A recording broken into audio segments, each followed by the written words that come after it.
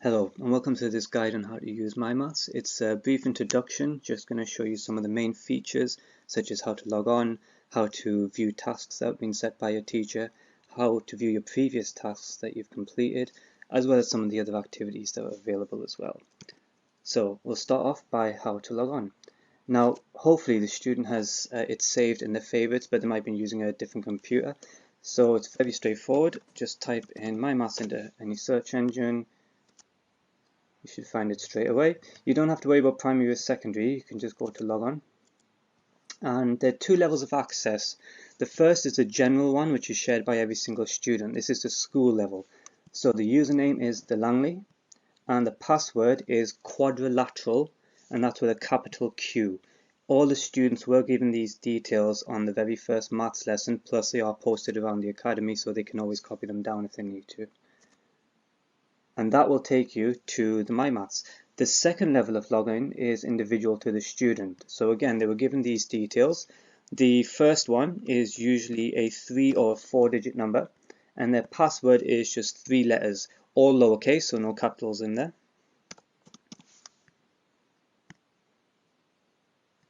And it will ask them whether they want to save it. And they can tell that they have accessed their area because their name would be here. And that is how you log on to MyMaths. So once a student has logged on, they'll need to access the homework tasks that have been set for them. And this is from the login screen. So you can see the tab that says My Homework is already highlighted, and it shows the homework tasks that are still outstanding. So this one we can see is due today, due in 2 days and 9 days. If you click on it, it does give more information such as when it was set, and there's also access to a lesson as well as the homework task itself. It also gives the grade of that particular task as well, so the student knows what level of work they are accessing. So if we want to access it, all we have to do is click on the homework task, and it will load up straight away. Then the student just needs to work through it. So I might get some of these wrong.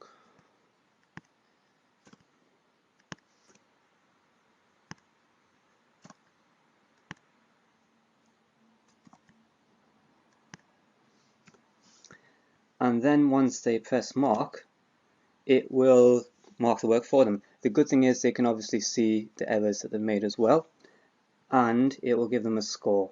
Now, I don't know if you noticed at the top here, it popped up with saved for 1 week. So the student, if they don't feel comfortable, they can, for example, exit it and go to the lesson, check it, and then come back into it to try the second set of questions.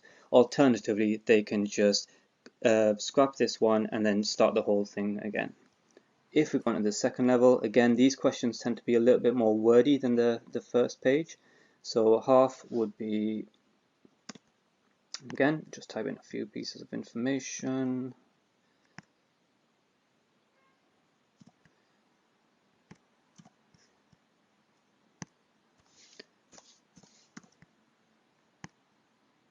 You can probably try these as I am doing them as well.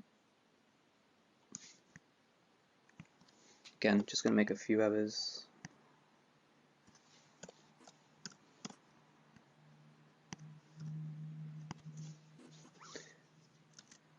And there we go. Again, you can see there's mistakes there, and that's the homework done. If you click on summary, you can then see how you've done overall. So for the first question, which was this tab here, we can see we didn't really do very well, and it's actually this image here, which means that that hasn't been passed. The second section, which is usually the harder questions, we can see we've actually passed. Anything below 70% is usually not a pass rate. So what we'd recommend is, this was 64% overall, we'd recommend to the student to give it another go. Again, they don't have to try it straight away. They can watch videos online, or they can work through the MyMaths lesson before they try it again. And as I said before, to access that lesson, you would normally just click on that part there. These ones are due in 2 days and 9 days. So again, the student has the option. They can always keep ahead of their work, but that is basically how they would access the homeworks, and then how they would complete a task and save it as necessary. Once a student has completed a task, they might want to try it again, or they might want to go through the previous unit and just to see which areas they needed to improve on. And this is done via the results tab. So all the homeworks as mentioned on this tab, and as you can see, the one we've just completed has disappeared from there. If we go into the results, we can see it was actually that one there. So if you click on it, again, it gives us the breakdown. Question 1 was a weak area, question 2 was done quite well. And if they need a lesson, they can click on that and it will talk them through the MyMaths lesson for simple equivalent fractions.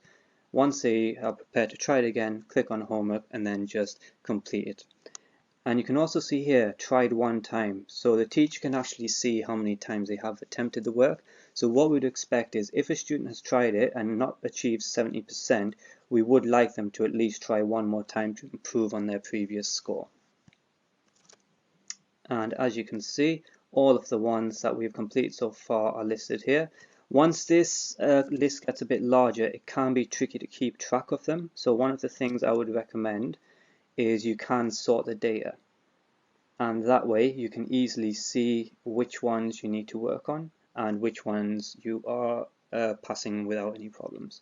So this one's actually already sorted. The weakest area is squares and cubes. Okay, so again, if we wanted to tackle that one, we can see that question 2 is a very weak area. Click on the lesson,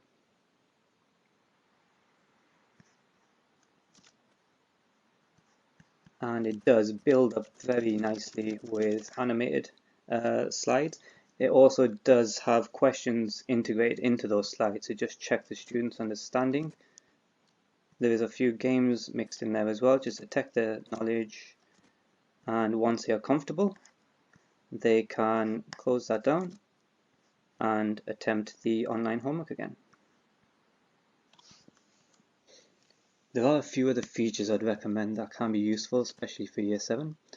The first one is progress, and this just shows how they've done across the tasks that have been set. So for the grade 1 tasks, there were 74 in total. 3 of them passed, 1 was just under a pass, and 1 was something that would need further attention on. And as you can see, it has the other grades as well. So that's a nice way to keep track overall of your progress. The library is one of the main tools as well I'd recommend. So if a student wants to find a lesson or a homework task based on something they haven't even done yet, they are free to view the library. So you can go for number topics, algebra topics, ratio, proportion, geometry, and this is basically everything that is in the curriculum, some probability and statistics as well. So it's really nice if some students like to read ahead. For example, the algebra unit is coming up. Some students might want to try to maybe make a little head start on it. They can go into it, they can view obviously the suitable grades, 2 and 3, 4 and 5 would not be suitable at this point. They can click on it, view the lesson, and even attempt the homework. Okay, so the library is definitely a really useful tool. If you actually know what you're looking for, it can sometimes be tricky to navigate this. So one of the weak areas, for example, was the fractions, squares and cubes. So if I wanted to find more information about squares and cubes, you can just type it in here.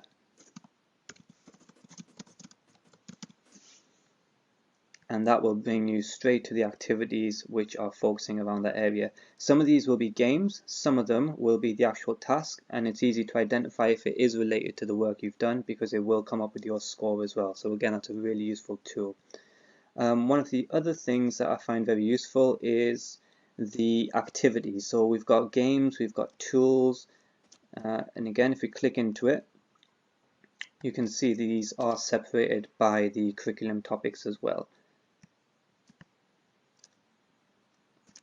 The tools are quite useful. So one of the weak areas was fractions.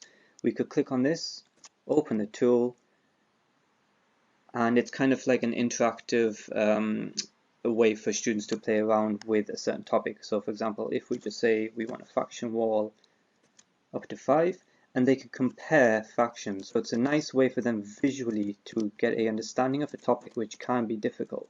So if they are looking for a fraction which is the same as a third, they would play around with it, and then they can see that that's the same. So 2/6 are equal to 1/3. And the games is also very good. One slight issue with the games is they do require Flash Player. So if you click on one and Flash is not enabled, then you will need to activate it. There is a link here which will take you to an online support site for this, so it's very easy to do.